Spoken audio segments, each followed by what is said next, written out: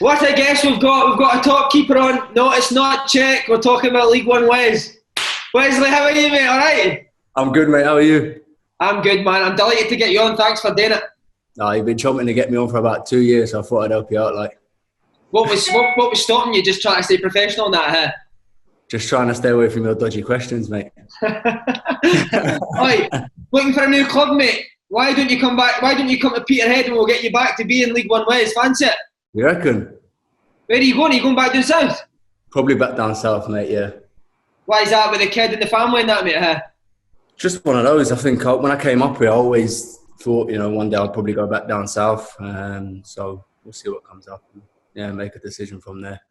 And what have you got? Wee boy now, innit? Wee boy, mate, he's 17 months now. Carnage. Wee Paolo, is it Paolo you called him? Paolo.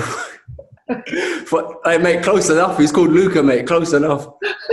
Oh, he's rubbed off on you. The man's rubbed off on you, isn't he? Scarred me for life. Right, we'll get on to the career. That obviously a goalie, mate. Who wants to be a goalie? You want to be a goalie for a kid, or are you outfield as well? No chance. No one wants to go and goal, mate. So I was the same. So basically, obviously I'd play on the estate with my mates and stuff. Never went in goal once. Always on pitch. You play 5-a-side, you play rush goalie and that. No one goes in goal. So I was playing for my Sunday league team at the time called Excel. It was in White City. So we go in one day, goalie's not turned up. So I'm like, I'll go and go. I fancy it. I'll try. So the coach has got you ever have them, the sticky mitts and a tennis ball? Yeah. You throw it and hits the sticky mitts. So he goes, put these mitts on. So I go, all right, son. Put the mitts on. He's got me in front of a steel gate. He's like, right, that's the goal. He's like, I'm going to chuck the tennis ball at you. I want you to save it with the mitts. So I'm thinking, okay, sound. So he's chucking his tennis ball. I'm just like, it's with the mitts, mate. Just like that. Just catching tennis ball with the mitts. He's like, yeah, sound, you can go and go. I'm like, all right, cool. So we do, it's like a tarmac. So it's like not like a gravel, kind of like a tarmac. Right, so it's 5-a-side pitch. He's gone, go and go. We'll do a finishing drill. So I'm like, sound. Gone in goal, doing finishing drill. I've got no technique, absolutely no technique, but I'm just diving round, saving it, face, legs, hands, everything. So he's like, no, you're all right. So I'm like, sound. So I stayed in for about a week. Then we go to we had an indoor tournament. So it was at Westway Harrow Club around West London. It's famous indoor place. So we do this tournament. It's under 12s and under 10s. So I played on pitch for the under 10s and I played in goal for the under 12s. And to be fair, I was just decent in goal, mate. So I played I think it was 3 years up in that tournament. I was 8 or 9 at the time. And I just started from there, mate. Got picked up by a team from there. They're probably the best team in the area there. Just played in goal from there, mate. Mate, you're the only good-looking goalie I've ever played with. You reckon? I do all right, mate, innit? I do all right, mate. Goalies are always pot ugly, man. I know. You should have been a striker, mate. I'm telling you. Oh, what's West London like? Were you running about shouting brat, brat, brat? No, I stayed away from all of that, mate. Was it rough where you grew up, Wes? Do you know what? Every time I say to someone, I'm from Shepherd's Bush, West London, they go, oh, so you're posh. I'm like, oh, mate, you've got no idea. So obviously, since the Westfield has come and that, yeah. It's a decent area now. It's not bad at all. But obviously, back when I was young, there was none of that. It was terrible. It was literally like somebody getting stabbed every other weekend. Oh, it was that bad. It wasn't great at all. And there was a period. I think it was when I was in secondary school. They had the highest number of knife deaths in a certain amount of time, and it was bad. But I had a decent group of friends, stayed close with them, and never any trouble. Right, at Fulham, what goalies you had? Van der Sar, Niemi, Keller, Schwarzer. That must have been a good upbringing, mate, for a young goalkeeper. When I first went there, it was Van der Sar in goal. Wow. Honestly, unbelievable. I was starstruck.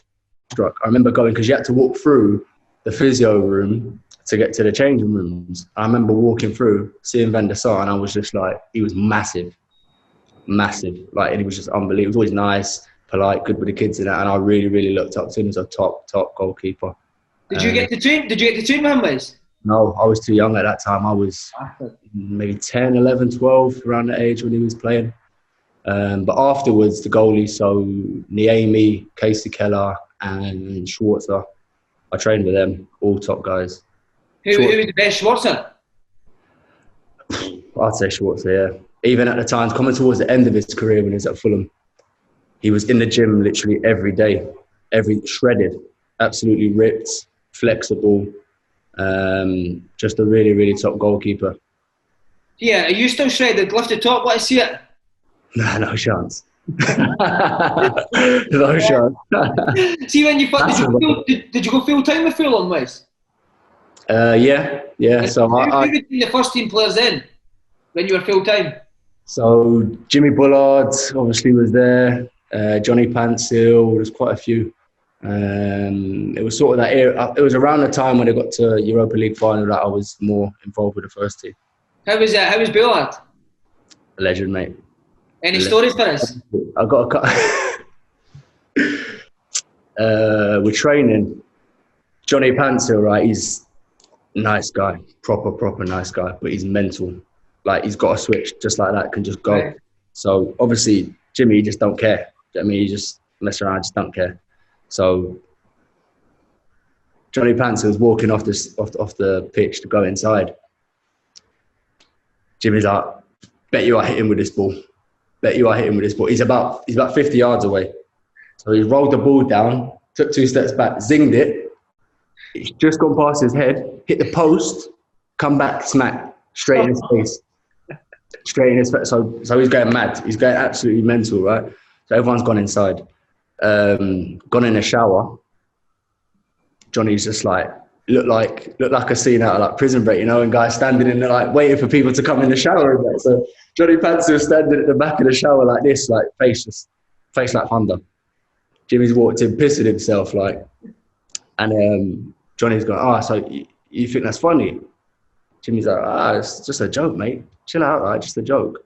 Anyway, start scrapping. Wow. And Jimmy's like this, like Johnny's going mad, swinging, right? And he's gone, back in Africa, we don't stop till you're dead. And literally 5 boys have had to drag him off him. And I was just there thinking, what's going on here? Like, it was amazing, man. So can Gerrard fight now? Nah, no chance. Amazing, man. What did you was Roy Hodgson there? Was he the manager? Yeah, Roy was Was it Roy? Yeah. Roy Hodgson was the manager at that point, yeah. Was it true that the young boys had to take shots helping them across the road? That was the goalie coach that had to help me.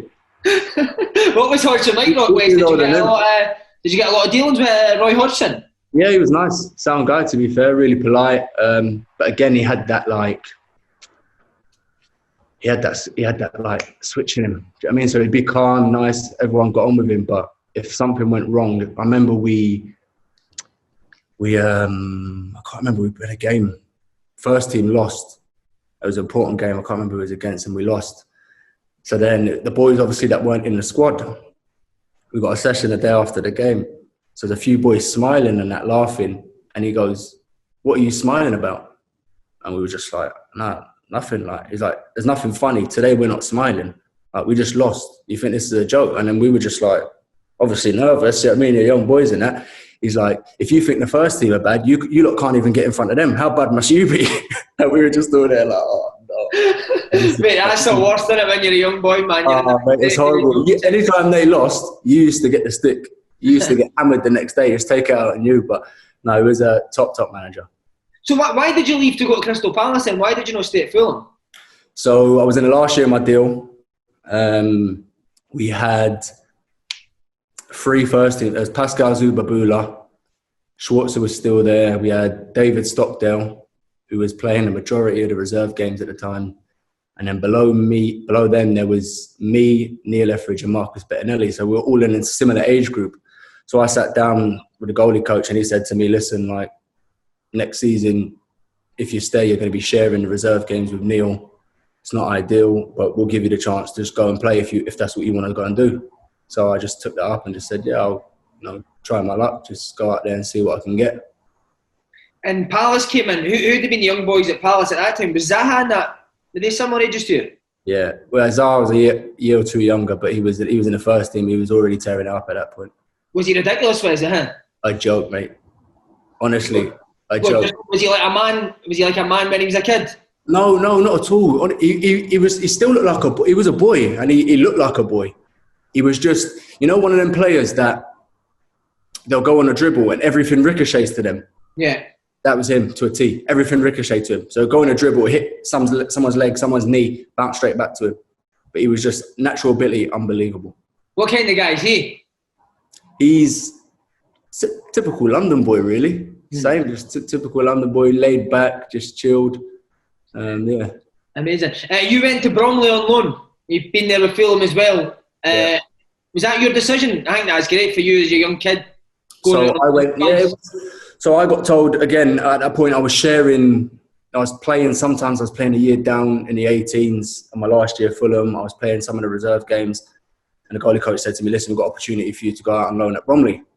So I said, all right, sound, I'll go, no problem. So spent, I think it was the rest of that season there. And honestly, it was the best thing I could have done at the time. Why? What was so good about it? Just that you're playing competitive games that mean something. You're playing in men's football, boys that have played at a decent level that maybe dropped down, good young players that are maybe trying to find their way back into professional game. And the games were just competitive. Boys were trying to get promoted, trying to get back up leagues and stuff, get moves, and it was just a lot better than playing youth team or reserve football. How do teammates at that level take a young kid who's coming for the Premier League on loan? Can they be quite tough on you? Yeah, to be fair, they were all right with me because obviously I went to Bromley, so that was their catchment area. They had quite a few boys that were from London, so friends of friends. I knew quite a few boys there. Some boys that used to be at Fulham were there, so I integrated with that group quite well. But sometimes at that level, you do get some boys that are like that. Who's this prick think he is? We're all at the same level now, do you know what I mean? So, and they had that sort of mentality. I remember playing, so we went to, I think it was Dover. Was it Dover? Yeah, so we went to Dover, so we played there. And this was my first realisation that this isn't like professional football. So I've got in, so we played, so they've got a penalty. And I think we're 2-0 up at the time. Geezer scored. And then, when goalies do that stupid thing where they score and they try to pick up the ball and hold it. I don't know why. Again, fighting with the striker. I did that. So I picked up the ball trying to delay time and that. And big strikers just come over, big arm, whoom, over my back. And I'm like this trying to hold the ball. And he's just bam, knock the ball out my arm. And he's gone, you do that again. I can't even swear on here, but he goes, you can swear, it's fine, you can swear. He goes, you do that again, I'll fucking open you up like a tin of beans. And I was just there sound mate, no worries, just take the ball, you know what I mean? It's not that deep. And I was thinking, he's going to be waiting with a shank in the changing rooms after this, so. Brilliant. See, when you look back to it, was that a proper good grounding for you to go out on loan? Just for young kids that are maybe watching as goalkeepers, would you recommend that? 100%. 100%. I think the best thing you can do as a young goalkeeper is to get out there and play the games. So when I left Fulham, I had nothing, by the way. So I left Fulham and no team was taking me. Even Palace came along late. I'll tell you the story how I come along to Palace. But so I left Fulham and I'm thinking, well, at the time, I've literally just been playing for England under 19s. So I'm thinking, I'll just, get another team. By a club, work hard, do what I've got to do.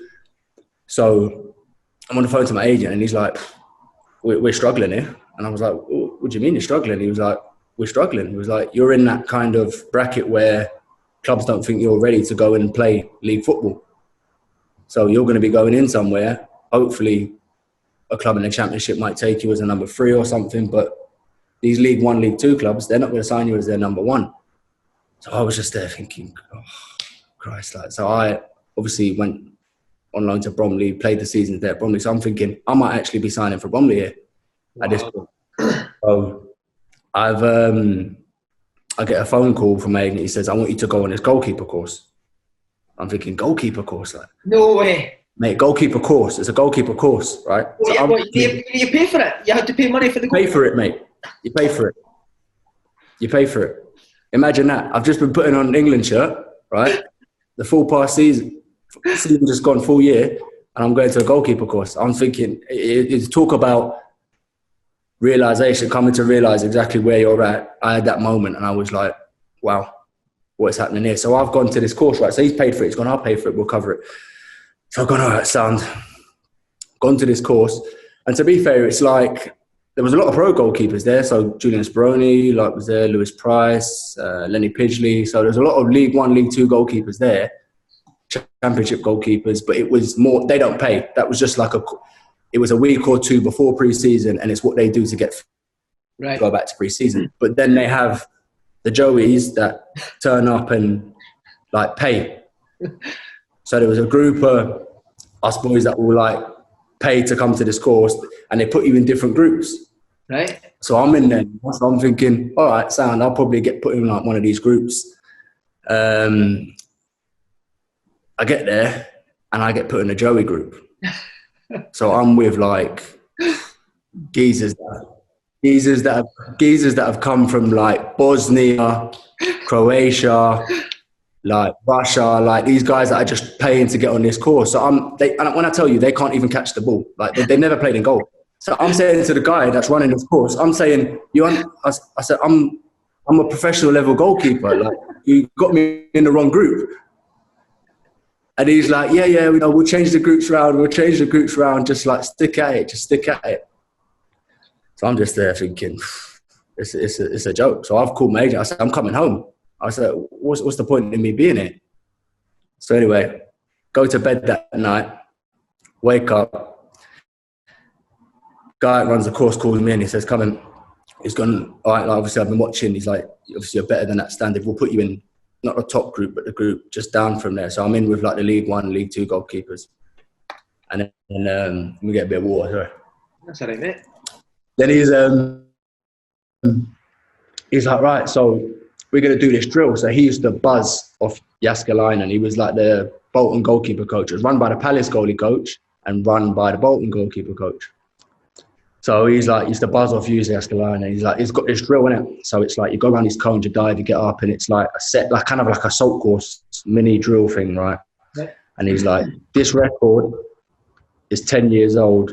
Nobody's beat it. We've been doing this goalkeeper course for 10 years.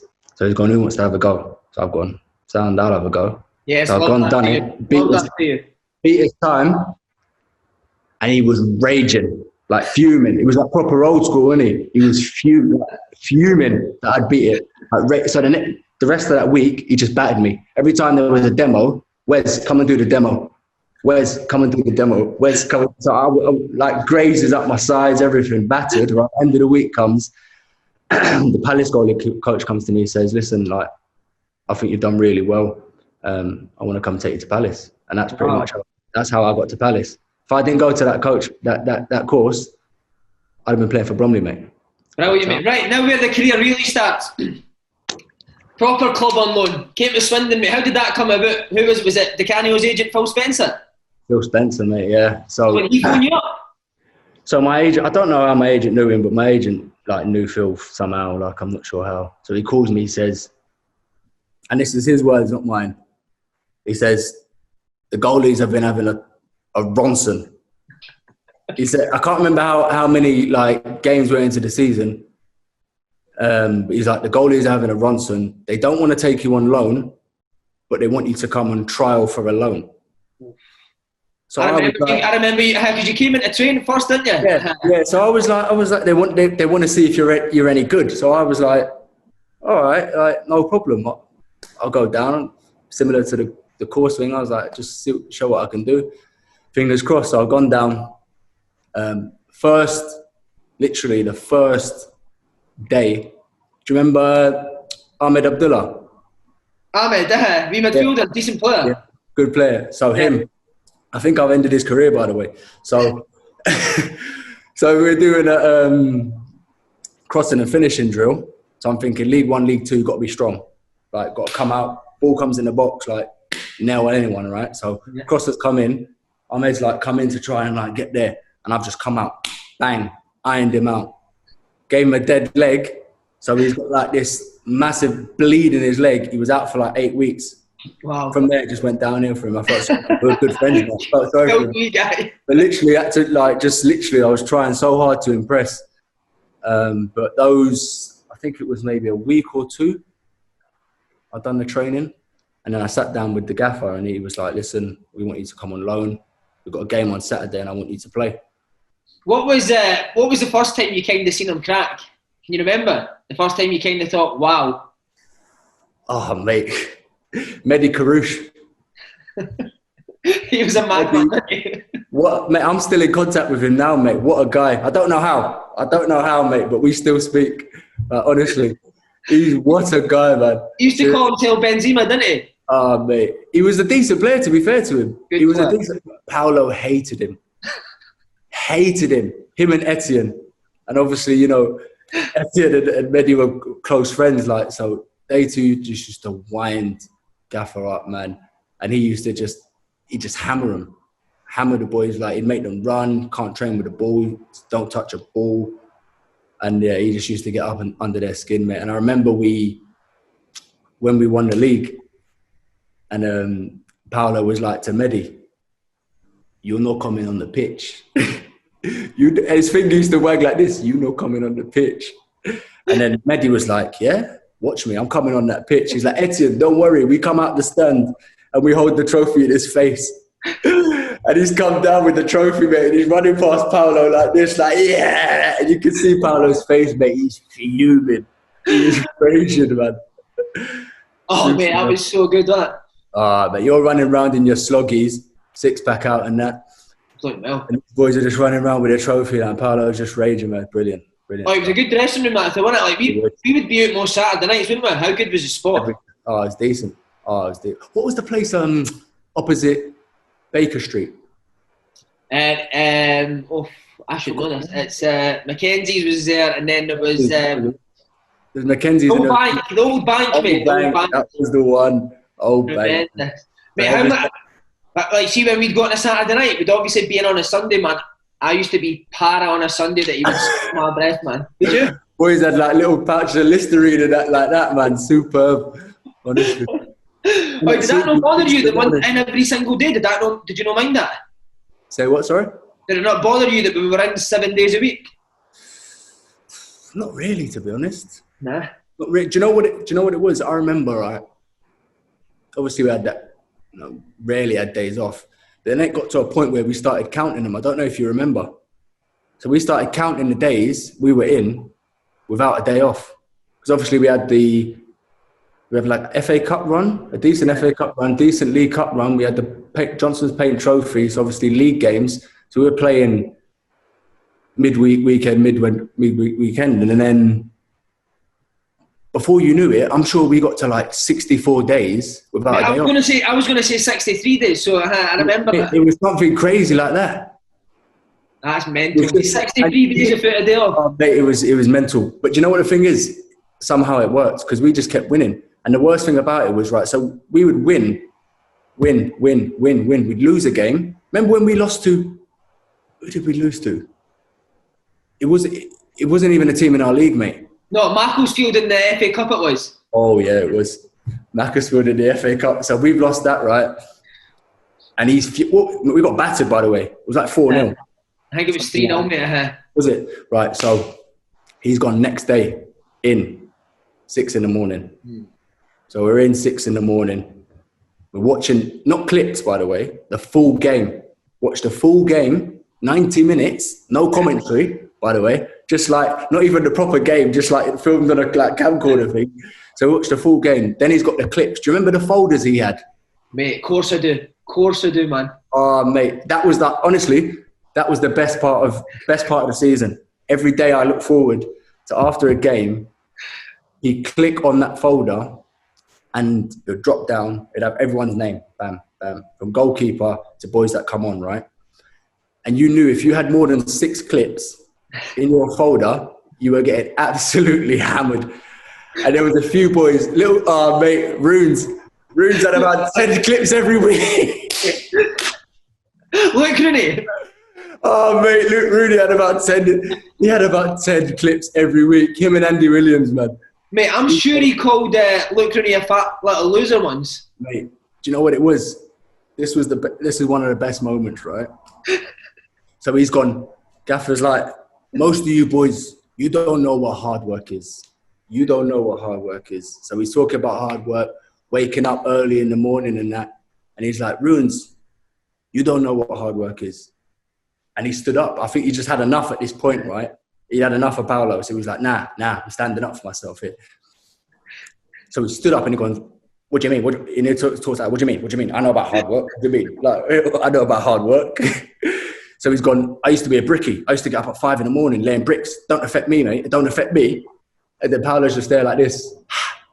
Yeah, but you shit.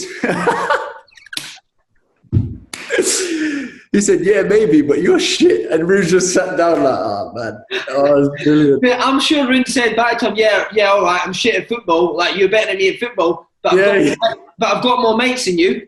He did, yeah. Oh, mate, superb. Whereas I'm sure that was a Monday, right? And I'm sure I was out with Runes on the Sunday. Yeah. And he knew that Di Canio was going to batter him on the Monday. And I'm sure he says that he was going to use some. Remember John Sutton? That famous. Yeah. I'm sure Rune says, I'm going to use a couple of quotes for that to Di Canio tomorrow, mate. And he did. I'm sure he said something like, do you hear what I'm saying or not? To Di Canio.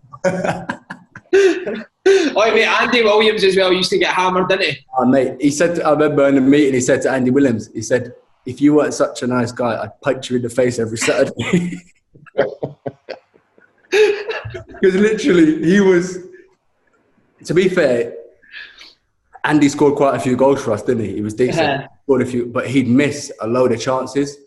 So one week when he wouldn't score, he'd miss a few. He'd come in more than 10 clips every week. He'd have more than 10 clips. And he'd hammer him every clip. He'd just go through saying how shit he was.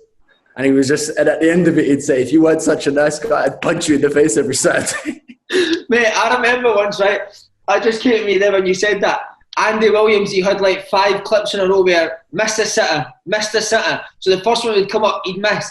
Di Canio would go that, donkey, next clip, miss, donkey, next clip, donkey.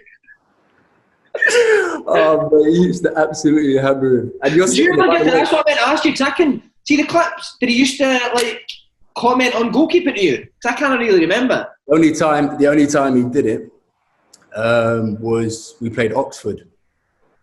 And to be fair, we were doing, so I didn't have that many clips because that season we were literally keeping clean sheets every other week. So I had a couple of things to do, didn't have that much. So there was not a lot wrong I could have really done. So I didn't have that many clips. Maybe I kicked the ball out, I played, put that up there and never really commented too much on it. But we played Oxford, right? And I think we lost. And I was used to seeing maybe 2 or 3 clips on my board and he's gone, bam. I've seen about 8 clips. I'm like, oh no. I'm like, oh no. I knew he was going to come for me because I made a mistake for one of the goals. So he's gone, Wes, play. So press play now. And then there's me. I've come for one cross, not got there. And he's just making sound effects. He's just like,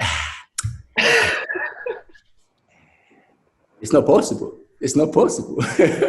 I've shanked a couple out of play, like, and he's just going, what chance? What chance? What chance? It's not possible. He loved that. Mate, so the goals come, right? The goals come. They've whipped a crossing. And you know, it's one of them awkward ones. It's quite low. Like, you've got to come give it to Superman if you're getting there. And I've kind of just come and just spread and I'm in like no man's land. And they've got their head on it and scored. And he's gone, pause. Boom. Paused it. He's gone, fucking Sabutio goalkeeper. He called me a Sabutio goalkeeper, mate. I was just there like, no. He goes, how can we win when we have a fucking Sabutio goalkeeper? That's sensational.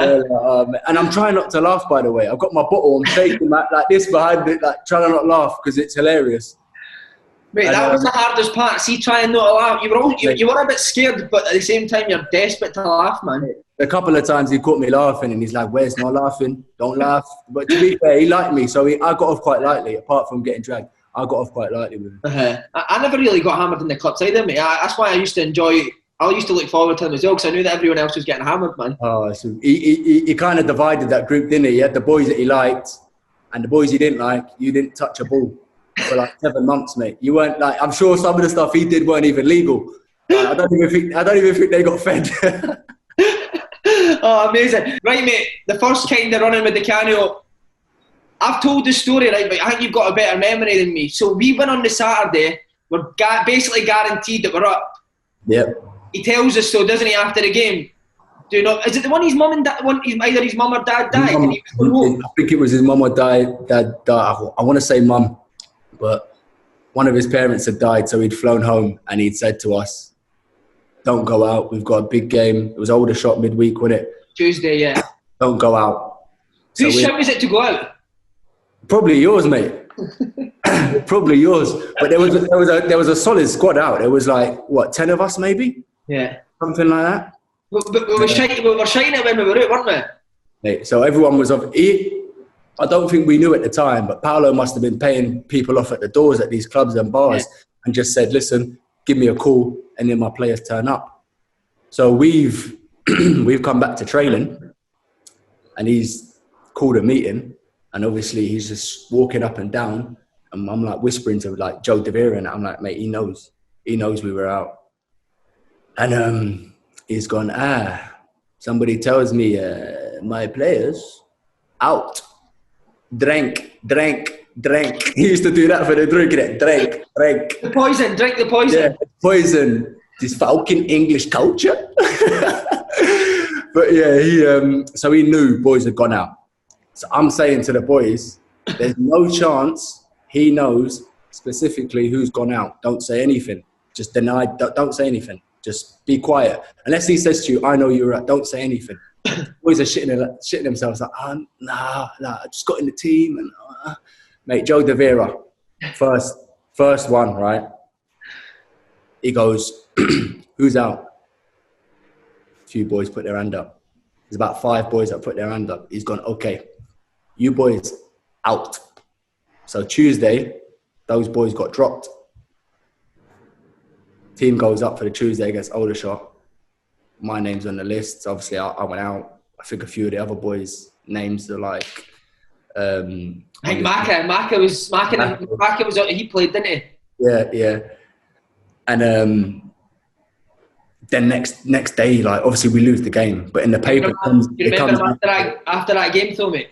Mate, horrific. So he's come in, fuming, like shouting, saying, "Boys have gone out." He's like, "I know there's more boys that have gone out drinking." He said to Aiden, he's like, he's flinty, mate. He had a beast. He had a Ronson, right? So he's just like, I don't know what happened to him that night, mate, but he was terrible, right? So he's gone to him, Flinty, you like Bambi in the headlights. You like Bambi. Your shit legs.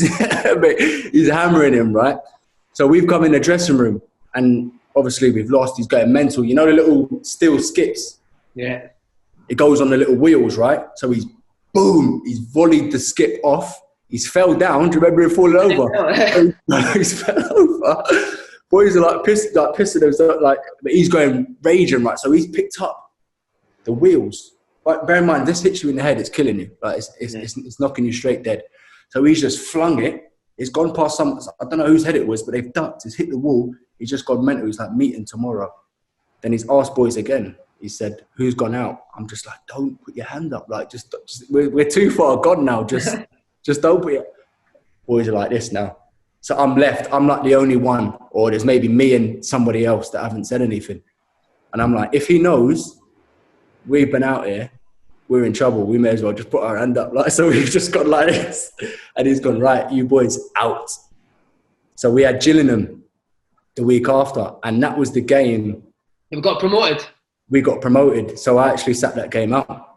Mate, did you not sit in the stand? He wouldn't even let you come on the bench. Would you not sit behind the goal with the stand, mate? Sat in the stand. Do you know what was horrible about that game? I didn't even think anything about it, right? So I'm sat in the stand. And obviously, Phil Smith's in goal, right? And I think we actually lost that game or drew, but we still won. We got beat, mate. Yeah, so Phil's had a beast for a goal, right? And they're at the back, like, singing my name, like, and I'm just sat there and I think, Smudge was a nice guy, right? So I'm just sat there thinking, this is horrible, mate. This is awkward. If this was him behind my goal, like, I'd be raging, like, so I was like, let me just get up and get off, right? So obviously we've lost. Somebody else in the league must have lost as well because we've got promoted. Yeah. Cameras are coming round at Paolo. So cameras are like this. Paolo's just like knocking these cameras out of the way because he's raging that we've lost, right? Knocking these cameras out. So I've got, I've just thought, I'm just going to get off here. So I've got in my car, driving to go home. Obviously, Swindon fans going mental. I get into a pub on the corner. Someone's noticed my car. So geezer's jumped in front of my car. He's banging on my bonnet, just like singing Swindon songs. Next minute, man, there's about 300 people around my car, just slapping the shit out of my car. I'm like this, stop. And I'm literally trying to drive through, but mate, I was fuming that day, to be fair, because I wanted to be part of that celebration, obviously, but I understand, like, listen, boys didn't play the week before because they confessed, so it's one of them. Mate, my funny memory for that Gillingham game, obviously I got dropped for the Aldershot game because, I was out, and then I played the Gillingham one. Yeah. And I always remember we were getting beat like 2-0, mate, right? And I think it was me and Mac kept laughing about, we kept seeing you behind the goal, mate. Like, he was fuming on the side and you were fuming that we were getting beat, but mate, every time I see you turn in the goal, I just see you sitting on your phone, man. I just couldn't stop laughing during the game. So to start it, right, we played Stoke on Tuesday night, wasn't it? We won 4-3. Yeah. I was on the bench that game, mate, right, and he was caning you at the side. I thought you were at fault for a couple of goals, but I think he said to Fab, like, the team's done well, so I'm not going to say it in the dressing room. Yeah. Did he say anything to you individually after that game, like a couple of days after, like you made a couple of mistakes on Tuesday? Not really, I think he was just happy that we won the game. I didn't have a good game at all, but it wasn't. I didn't have howlers. It wasn't howlers. There was one crosser's come in. I've tried to come out and punch it. Kenwyn Jones has just swallowed me whole. Just come through and just bam, just put me in the net. Goal. All right, sound. I think the second goal, it was savable. One of them ones, savable. Didn't save it. Third one, Peter Crouch has scored a header from 6 yards. Like, good luck trying to get above him. Yeah. But I was like glued to my line. I probably should have come. To beat you again. To beat your goalkeeper. So by all means, the team performed really well, and I was probably the only one on that day that had a bad game. But he said to me, he was just like one of them. Not good enough. Next game, be better. That was it. It wasn't really a problem. So see, after a game like that for a goalie, and you know that it's Di Canio who is going to get on your back, and you have 2 bad games in a row, were you a wee bit nervous going into the Preston game, or do you not get like that at all?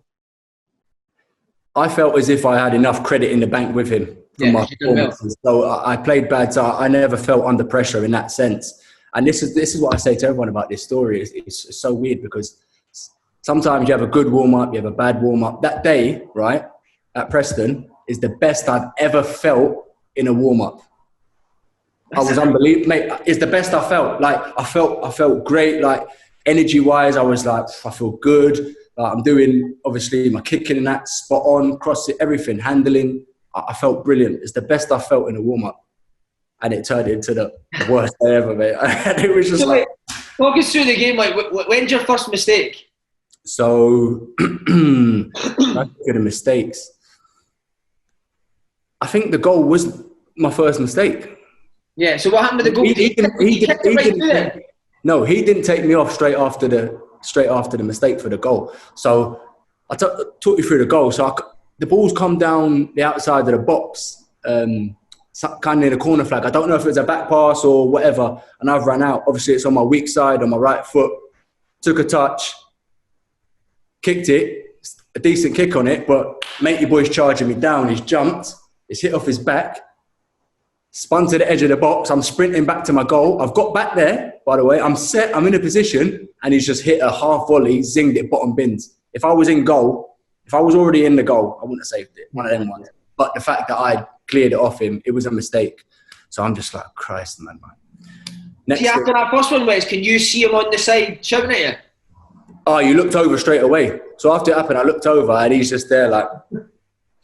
Do you know what I mean? Arms and that. And I'm just thinking, not great. So the second goal now.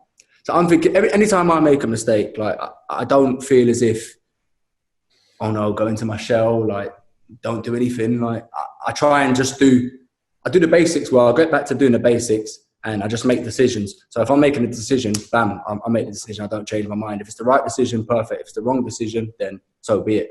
So the second goal now, it was cross from out left. And it was like a I think it might have been a header or a flick round the corner, bottom bins, nothing I could have done about it. Then this is the point where he dragged me, right? A cross has come in. I've come up. I thought, let's be positive. And cross come in, come out, took it, lovely. Got the ball, I'm thinking, right, counter-attack. Dang it, yeah. I've gone zing, out to, who was it on the left? Can't remember who it was. But you know when a wide man gives you this one, wants the ball, doesn't really want the ball. So he looked at me, gone to throw it. Then he's looked away, I've thrown it. Matey boys come in, nicked it. They've gone down the side, like basically countered our counter. And I think he'd just seen enough from there, mate. I just see it. Even up to that point, I could see Bedders warming up down the touch. See, because Bedders was a kid, sorry to interrupt you, but I just want to do this because I was on the bench with Bedders. And when he sent him to warm up, I thought, he's just fucking my ways here. He's not actually going to do the same ahead. I thought, I saw him warming up and I was obviously hadn't played any games at this point. So I was thinking, he's trying to get in my head here. Like, I could see Bedders giving it that kind of touchline and that. I'm just like, nah, he can't drag me off here. Like, surely it's 21 minutes gone. Made a mistake. Like, to be fair, probably a handful of mistakes I've made in, by that point I've played, a season and a bit. Thinking, I'll be all right. Nah, he's at the side like this, mate. The most flexible wrist in football, by the way. He's like that. I can't even do it, mate. His fingers touching his forearm, mate. He's just... And at that point, mate, I'll be honest, I just lost it. What were you thinking? Like, fuck him? Oh, mate, I was furious. So I'm coming off, right? I can't even remember. It was all a blur because I'm literally coming off, and the red mist is. I'm more angry at the fact that my age for one, right? So I'm 21, maybe 21. I think you would have. So I'm thinking, goalkeepers in general make mistakes. That's just the life of a goalkeeper. But a goalkeeper at that age is more prone to making errors. It's one of those things. When you have a young goalkeeper in goal, you need to accept at some point they're going to make some big howlers, and that was one for me on that day. And I just felt that I performed so well for him up until that point, like even the season before, that I deserved a little bit more respect and to be dragged after 21 minutes. And that was where that anger came from. Yeah. And I'm literally storming off. He's like, get on the bench. And I'm effing and blinding. I'm risking it all at this point. I'm gone. Like, the head is completely gone, mate. I'm storming down. I've shanked a water bottle trying to boot it on the pitch. I'm like marching down the touchline. I've literally gone down the tunnel. I've turned round and I've called him a see you next Tuesday. I'm effing up, mate. I'm going off my nut. Preston fans are there like, wee! And I'm just, honestly, it was such a surreal moment. And I've gone down the tunnel. I'm like, man, I was gone. Like, head was good. I'm knocking stuff off the walls. Like, I'm completely gone, mate. I'm in the dressing room. Who's come in? Fab's come in. And his breaths, he's come in, right? All up in my... He's come in, right? And he's like grabbing me by the face. Was he? Like, calm down. Like, and I'm just like, I'm grabbing it back in his face, like, get off me. Like, I'm fine, get off me. And he's like, you need to calm down before Paolo comes in here. And I'm just shouting like, fuck Paolo.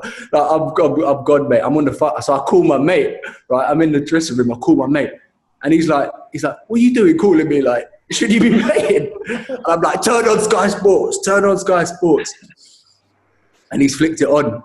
And he's like, he's pissing himself down the phone laughing. Like, he's like, oh my God, what's happened? And I'm like, he's fucking dragged me. He dragged me at 21 minutes. And mate, it was just, it was crazy. Did Domenico then run down and tell you better get a train before Pal, or did you just decide to leave? No, so this is what happened, right? There's a little bit of confusion here in what happened on the train situation. So he's come in and I said I was getting a train. Because I was like, I'm not getting back on that bus like with the boys. And he's like, no, come back on the bus. It's okay. And I was like, nah, I'll find my own way home. That's it. I'm not getting on that bus. And obviously at this point, Paolo's saying to you boys, if I see Wes on that bus, I'm going to like empty him out and all of this. Like, and I end up getting on the bus and I sat at the back of the bus. He's at the front of the bus. And obviously we've got the screens on in the bus.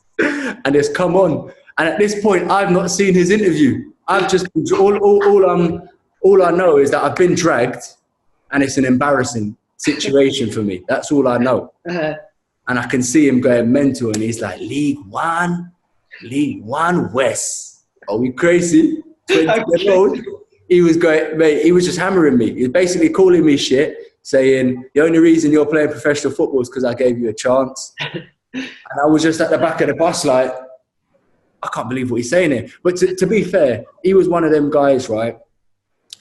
If I just come off that pitch and sat in that dugout, he wouldn't have said all those things. But because I come off that pitch, went mental, effing and blinding at him, it kind of, he took offence to that, like, you're not standing up to me sort of thing. So he just went even harder, mate, and just absolutely obliterated me, by the way. Mate, I can remember you being on the bus. So you were on the bus? Yeah, I was on the back of the bus, mate, hiding. Were we all laughing, or was everyone quite serious? Yeah, pissing yourself, mate.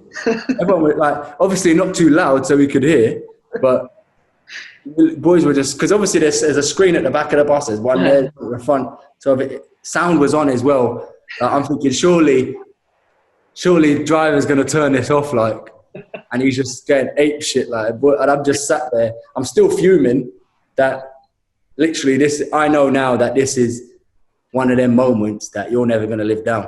Did you think you were done at Swindon? Do you think that's me done? Yeah. And then when do you next speak to him then? Obviously you don't speak to him on the bus. So it was literally, so at that point I was thinking, don't know what's happening here, like, I'm going to be gone. Like, there's no way he's going to take me back in the team after doing that to him. So I was like, spoke to my agent. He said, listen, obviously I had a little bit of interest at that point. I was playing well.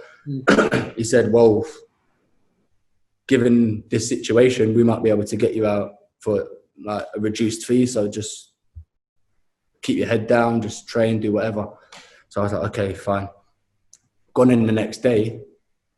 He's like, come in my office. So I've gone in his office, sat down, and he's smiling at me. He's smiling at me. I'm fuming, by the way. I am absolutely fuming because I've had like hundreds of messages. My Twitter's full up with League One Wes. It's embarrassing. Like I've been completely not even nationwide, by the way. Like it was bigger. I was embarrassed, right? So I'm there fuming and he's smiling. He's like, oh, Wes, we have a good relationship. Some of the stuff I said got lost in translation. I'm like, Paolo, no, it didn't. No, it didn't, Paolo. I was listening. It didn't. You said everything there and you meant it. He was like, sometimes I lose my temper. You challenge me. He said, like, you can't challenge me like this. And he said, but I'm willing to, let this go past. But you need to apologize. And then I was like, well, apologize for what? And he said, you don't need to apologize to me because you embarrass me, I embarrass you, but you need to apologize to your teammates. So that's when I come in to the little shitty canteen thing. And I've gone, boys, like, obviously I'm raging, like, but my actions, you just can't do that, so I apologise. And then he makes a joke out of it. He goes, you shit your pants. But he was saying to me, that just sums him up, doesn't it? He was saying to me in the office, he was like, oh, the board want you to play, fans want you to play, I want you to play, but you challenge me up, so just apologise. And Wednesday, I think it was midweek, we had a game, midweek you play. And after that, it was fine. It was fine. Mate, you were never going to, you had to play because it was only Bedders that you had, wasn't it? And like, you were one of our best players, you know what I mean? Bedders at the time hadn't played any football. It'd have been unfair to just whack him in. Yeah. So maybe if there's someone else, I might have took a period out maybe, but he put me straight back in. So. What a man. Any other mental things, mate, or is that us? Di Canio? You remember? Oh, man. Oh, what about when Matt Ritchie left? That was funny, mate. When Matt Ritchie left, right, I think things started to go sour between him and the board for whatever reason. I think they was trying to cut back on the money. people getting like £6,000 a week in League Two, like just weren't sustainable. So we had didn't we have like 2 or 3 boys that were just not even in the squad getting £6,000 a week? And I was just thinking, big Lucas McGarrett, wasn't it? £6,000 a week. He used to pay for my drink every weekend, mate. In that you can't get a game, mate, and you're on like triple what I'm on. I'm thinking, what's happening here? And then, so obviously Matt Ritchie rumoured that he was going to go to Bournemouth or whatever. And I think the board sanctioned the sale without telling Paolo. Yeah. And he was fuming. He was raging. So then I think that was what spurred him on to leave. So he come in the next day and he was like quite paranoid, Paolo. Like he always felt someone was watching him or out to get him. So he was telling us the story, right, of how I forgot this. He was saying, he's walking up and down. He's like, they're coming for me. They're coming for me. And we're just thinking, what? Who's coming for you? Like, he's like, they're coming for me. He's like, last night I opened my door, midnight. I stand there naked with the knife. He said he stood naked with a knife at his front door for 2 hours because he thought the board were coming for him, mate. You come to 1 Ransbury Square?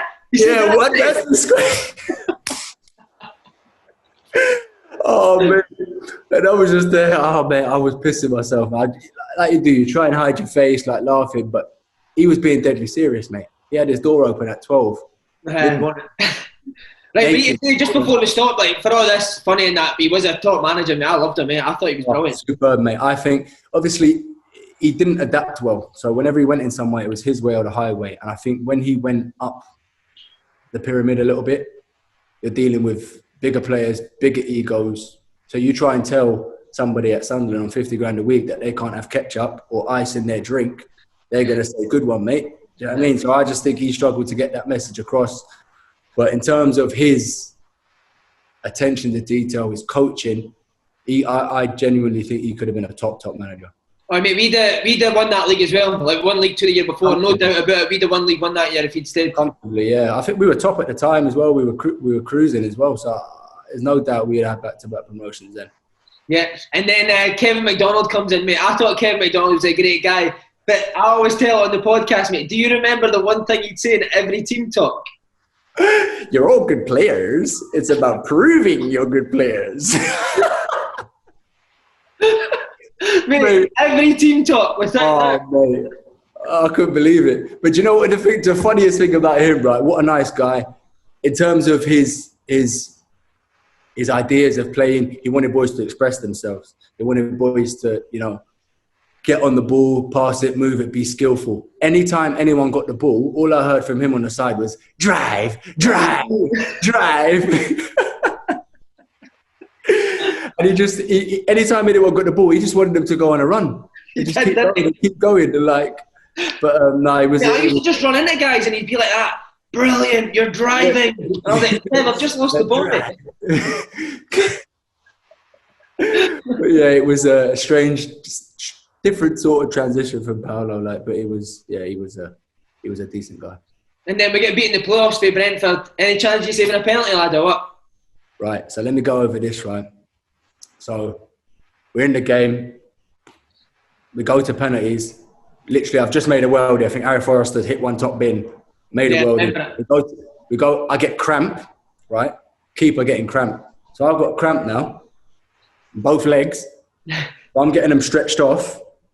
We play, obviously, have extra time. We get to penalties, and I'm hobbling, right? So I'm just thinking, I'm struggling here, but getting stretched off, having water, tablets, whatever.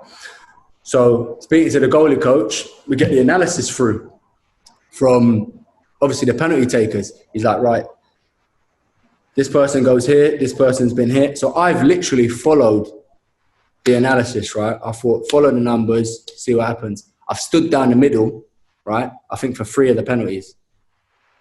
Why? Because it says they went in the middle. 3 of them hit them down the middle the majority of the time. Not saved one. Got absolutely hammered.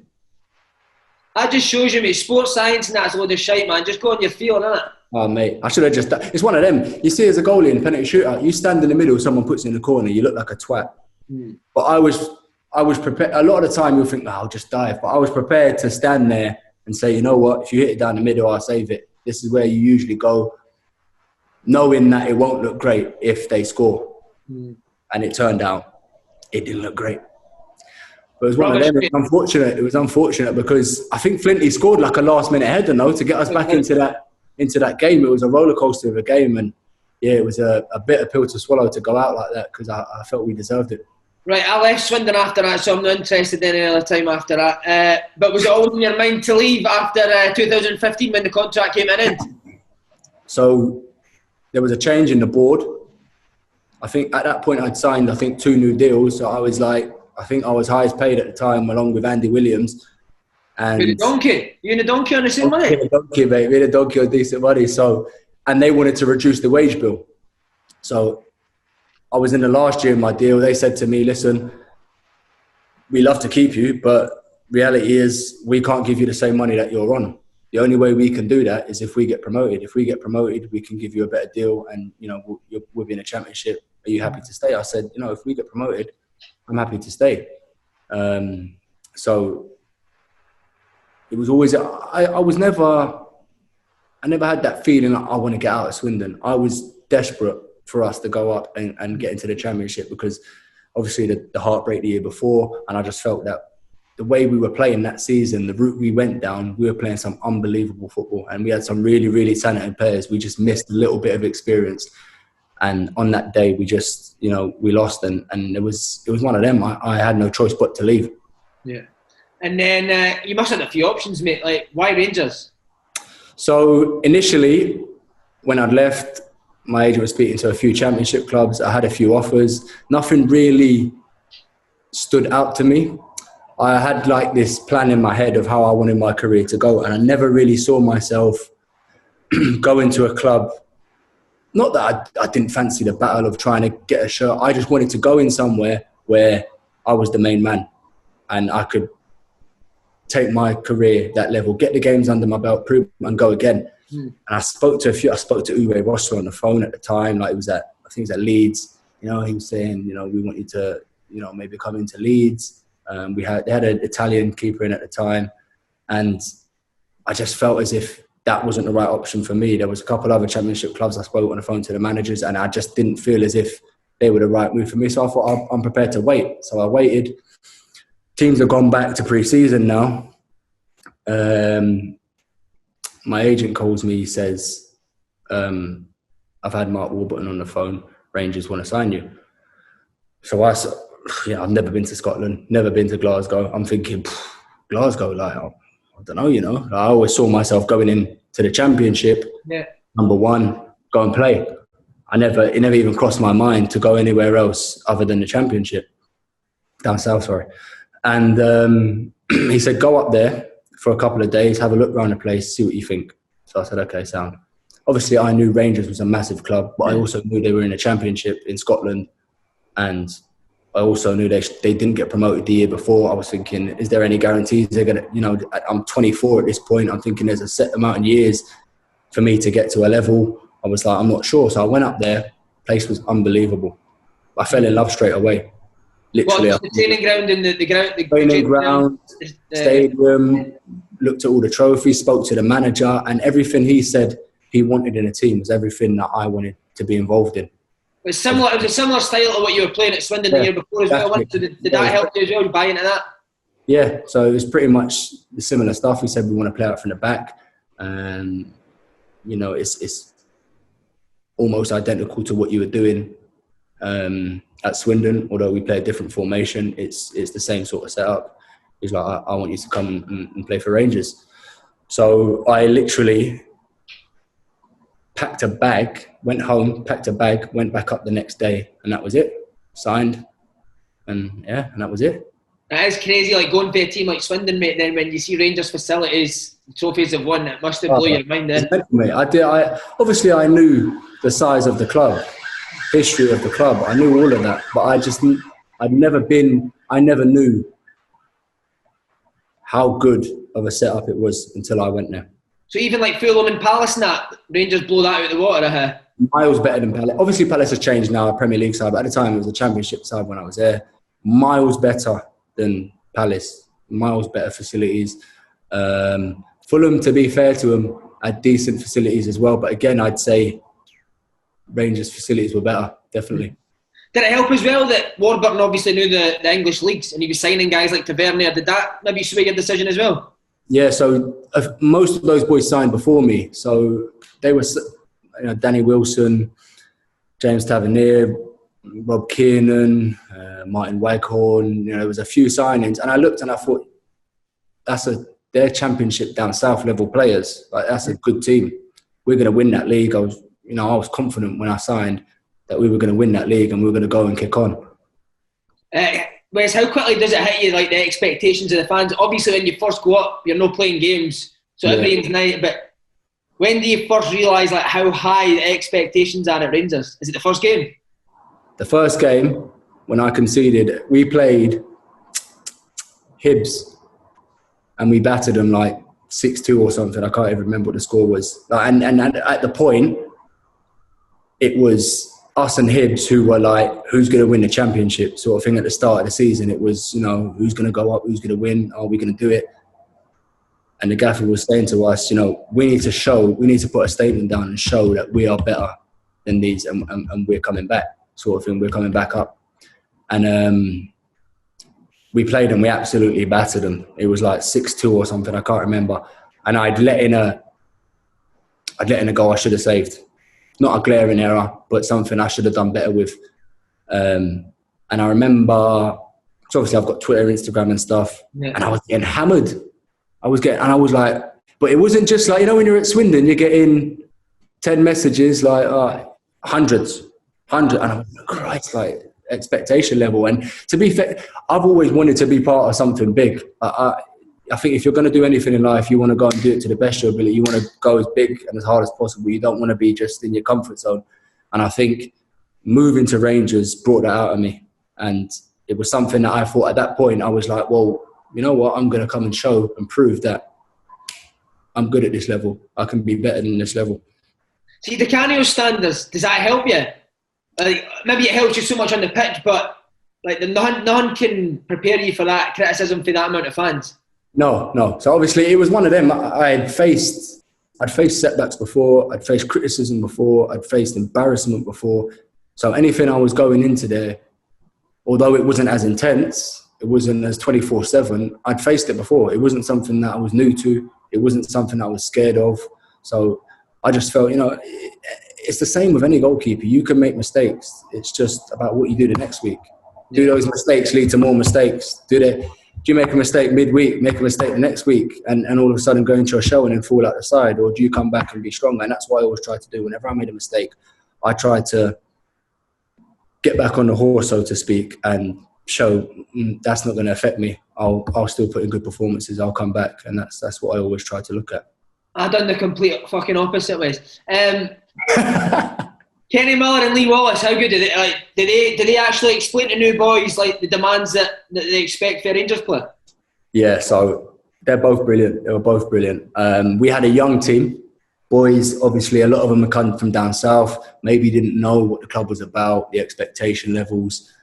And we'd sit up in the canteen and it was kind of like the headmaster and the assistant, do you know what I mean? So like Lee Wallace would sit there, Kenny Miller would sit there, and you'd like sit in and you listen to the stories. They'd say stories about obviously what happened before, the expectation of the club, what to be aware of. Don't be going out every weekend. You lose a game, don't be seen down the clubs. Make sure you clap the fan. All these little things that make a difference that when you're at another club, nobody cares about. No. Nobody cares. But when you're at a club at this size and it means that much to the fans, they made sure that they kept everybody right. Well, how did you find that? Obviously, they're saying don't go out if you get beat, stuff like that. How did you find walking about Glasgow, getting noticed constantly? Did you like it or did you not like it? It was weird, mate. Obviously, everybody likes a little bit of attention to a certain degree, but I'm quite a standoff person. Like I'm not one of them that likes limelight on me. Like I like to keep myself to myself and go about my business. But when I first joined, I just found it strange because I hadn't even signed yet, and I was walking back and people were like, "Oh, Wes, can I get an autograph?" And I'm thinking, "How do you know who I am?" Like, and it was like they just knew straight away. It was crazy because they all they follow the football. They all these fans, they're reading what's going on with the club. So they're watching you. You're out and about, and they're watching you. So you have that sort of obligation away from the footballing side of things to conduct yourself in a proper manner, and that's what I always try to do. Was it a buzz driving up to Ibrox on a Saturday? Unbelievable, mate. Unbelievable. So obviously the first time I'd stepped out, I think we played St Mirren, was my first home game, and there was like 49,000 there. I think we won 2-0 on the night, and I was just there thinking, this is unbelievable. I can't believe it. And obviously at the time I knew we were in the Scottish Championship. It was like, it was quite false, because I was looking at the level saying, well, this standard's not very good, but look at this support. Look at the football club. Why wouldn't you want to come and play for this football club? So it's not surprising that when the club went down, all the way down, that a lot of boys were leaving clubs in higher divisions to come play for Rangers, because it has that attraction. Yeah. The style of football you played that year was great. Who impressed you straight away that first season, Wes? Who did you think was a top player? Tav started unbelievable. He whipped like 4 free kicks in a row or something. He was unreal. But from the boys that I didn't know, I'd have to say Barry Mackay. I like Barry Mackay, mate. Good player. Honestly, what a player. Technically, he's got everything. He was just unbelievable. He didn't piece it together often enough. He'd probably be the first to admit that. But what a player, by the way. Right, Wes, I know you'll be honest, obviously the team were flying at that stage. When the draw was made for the semi-final and it was Celtic, were the boys buzzing? Everyone was cheering. And it was one of them, because we knew everyone was excited to try and play an Old Firm game. At that point, obviously Celtic were in the top division. We were in a championship. We knew we'd have to wait a year to get that game unless we drew them in the cup. And obviously when we drew them in the cup, everyone straight away was just buzzing. And it was one of them. We had a great togetherness in the group, and we thought, you know what, we'll give this a right good go. We can beat these. Obviously at the time, they were the Who best stands up and says that, Wes? Is that the manager that says we can beat these, or is it just between the boys? No, so it's just talk between the boys. Yeah. The manager just said, this is an opportunity for you boys. You must have been devastated too that you had your hardest game this season before that. Peterhead in the Pedro final. I don't think I didn't even need to wash my kit after that. You couldn't let it go in, man. What's wrong with you? I didn't have a shot on goal to even let it in. Right, right, mate, how did you find that build up to that big semi-final? It's intense week, innit?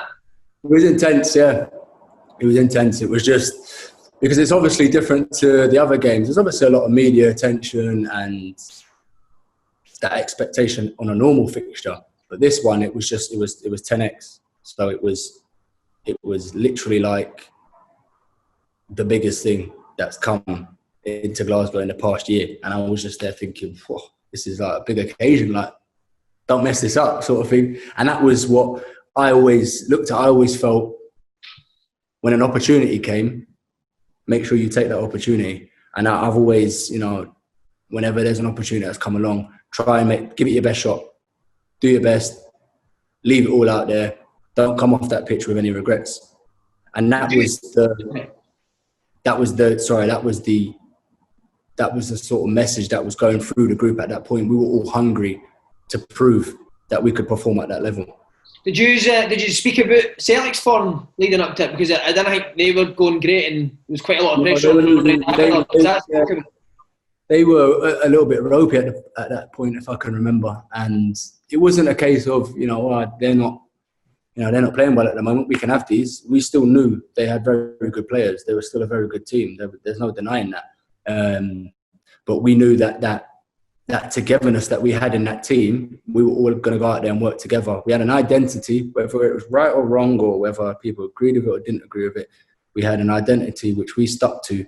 And we all worked together and we all worked for the manager. And I think that's probably what got us across that line. See, on that identity for a goalkeeper, I always wonder this. I've never ever actually asked a goalie on here. See, when a manager is so adamant on playing out for the back, is there ever a time as a goalie where you think, this isn't working, it's no on, I want to just kick the ball up the pitch and take a bit of pressure off the defence? as long as the boys want the ball, you can always play out. That's Man City do it every week. Yeah. Because they all want the ball. It's when you don't want the ball. So it's them ones where you're showing, but you're not showing. That's when it kind of breaks down. And we all bought into the idea of playing out. So everybody was showing. And it's a role that me personally, I've been playing for the last 4 or 5 years. It was something I was comfortable with. The boys that had been brought in, it was something they were comfortable with. And it just clicked. Right, mate, on to the game. How buzzing were you? How relieved were you when Patrick Roberts missed that open goal? I couldn't believe it. Because I remember when the ball goes by, do you think goal? No, so obviously it's come off the post, and it was a shot edge of the box, hit the post, and then gone out to and then I'm scrambling across the goal to try and get back, and I'm thinking if he puts this on target, I might not be getting there. And he's just, I don't know what he took his eye off it or whatever, and he's hit the side netting. Couldn't believe it. It's one of them. You're thinking after that point, it's your lucky day. See, throughout the game, like, are you standing in goals? Rangers were obviously playing well. Did you think we can do this here?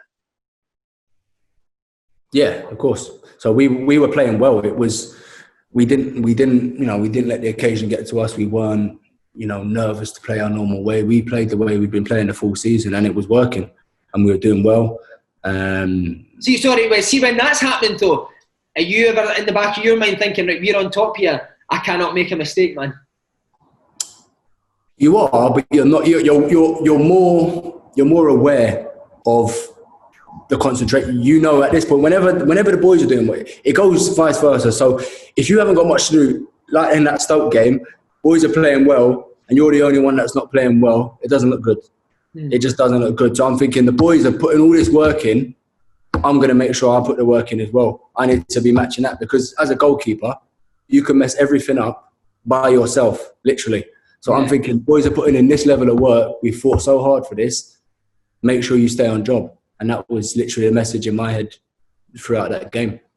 Right, mate. Griffiths gets a shot off the bar. Comes back. Off the bar. See, even you're saying it. I saved that shot. Right, talk us through it. So what happened? You get a finger tip? So obviously he's hit it, and it's going top bin. I've top hand flicked it onto the bar. Never got the credit for that save, by the way. It's gone, no worries. And it's come back off the bar, and I felt it hit. I think it's like the back of my arm or my shoulder. So I've turned round, and it's literally just trickled past the post. And I was just thinking, "Wow." See, when it hits your arm, Wes, does the heart rate, does it go? Well, I didn't know it was. So I'm thinking it's hitting me and it's going in. So instantly it's hit me, and I've turned round, and it's trickled past the post, and just relief. You're just thinking, "What? It's your day." Wow. And then it goes to penalties, mate. What you think? What's going through your head? You calm or are you nervous? I'm thinking it's a chance to be a hero. I think any goalkeeper going into a penalty shootout is thinking the same thing. I'm thinking this is a chance for me to be the hero. So I'm sat there. Again, I've gone through all the penalties with Jim. I was just going to ask you that. So you've done the exact same as you've done the playoffs. You went through the penalty takers. Yeah, gone through all the penalty takers. Jim's wrote them down on a bottle, right? So imagine this. Jim's wrote them down on a bottle. I put the bottle in the goal. I had the bottle in the goal with me for the game. I put the towel over it. Because obviously boys coming in, sometimes they take your bottle to have a drink, or they're marking, they can sit. So I didn't want anyone to see what was on there, right? So I've covered it. Penalties now. So I've got the bottle, I've whacked it by the side of the goal. So Craig Gordon's obviously in goal for Celtic. And he's worked with Jim at Scotland. So he knows what Jim does with a water bottle. So he's picked my bottle up and he's launched it. No way. He's picked my bottle up and he's launched it.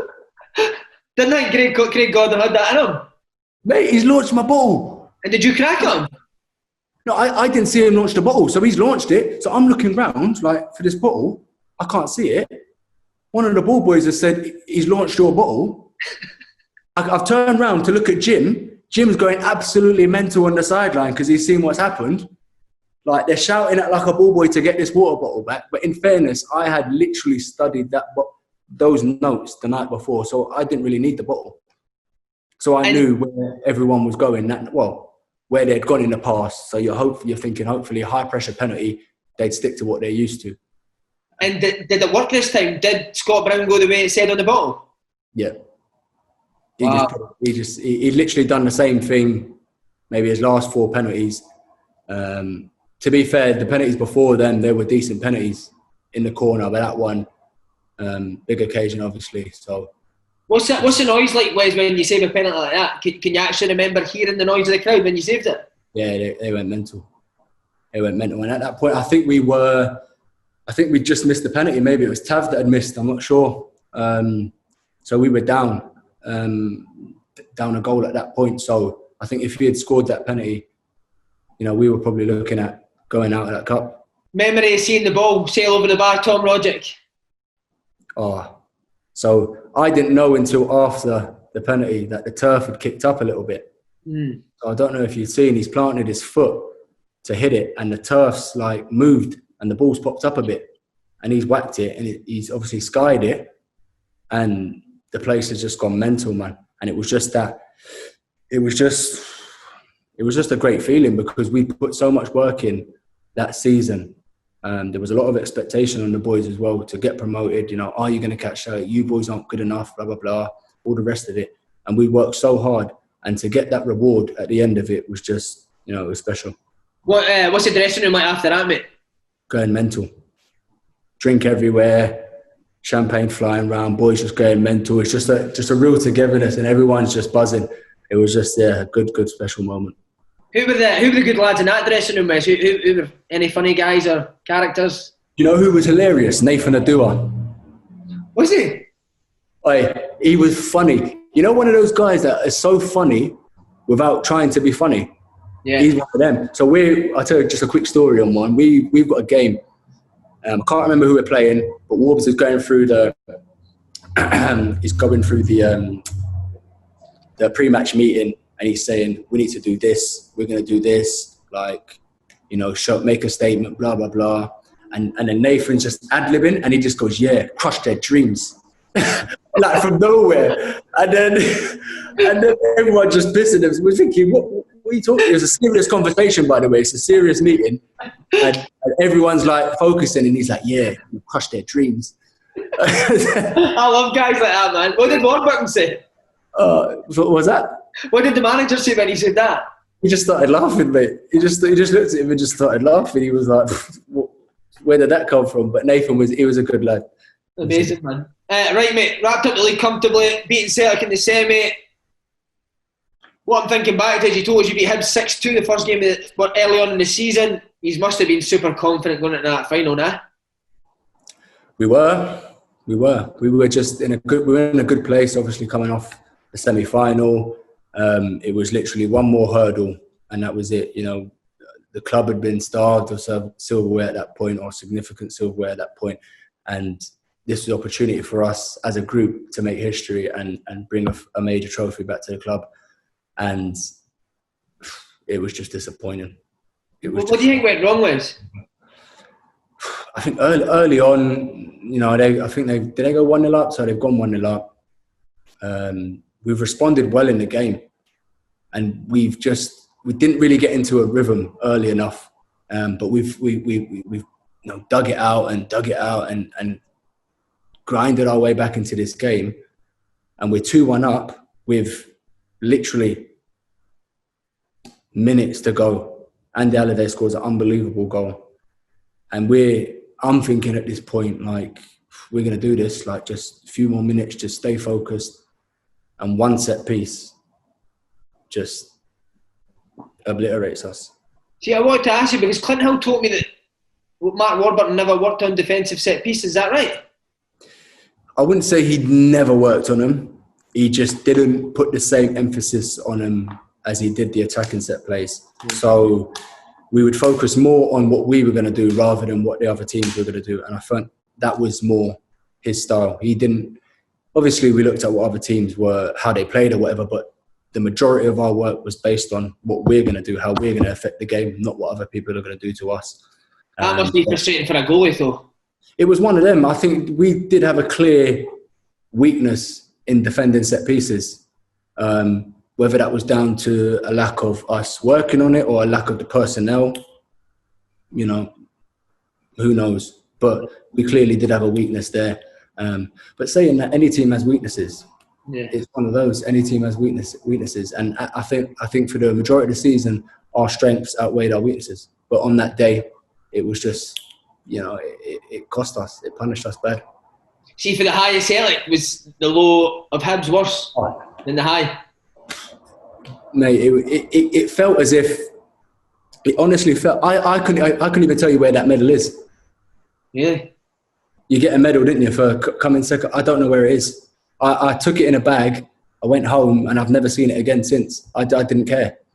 Because it was one of those where you'd done so well to get to the final. You've done the hardest part already. Go and finish it off. You've gone this far, let's go and finish. And we didn't do that. And it was just deflating. Do you think that affected the rest of Mark Warburton's time? See, if that you had won that final, do you think things would have been different? There's certainly been a lot more positivity around him as the manager of the football club and with himself as well. It takes off that little bit of pressure of, well, I've won a trophy here. Let's build on that. Instead, it was billed as, you guys messed this up, really messed this up. And it kind of just went downhill from there. See, on that final, did you need to fight your way through Hibs fans and that? Did anyone banjo you now? So obviously they've all come on the pitch, and I've seen obviously some pictures afterwards and videos. There's one of Lee Wallace doing a full squat, ducking a haymaker. So I've gone back to pick my towel up. So I've walked back, turned round, and I've seen just a sea of fans coming onto the pitch. So I thought, I'm not going to run. I'm not going to run. West London, innit? West London, innit? No. So I'm thinking, I'm not going to run. I'm a grown man, I'm not running. So I've gone back, picked up my towel, I'm walking off, and somebody's pushed me from the back or the side.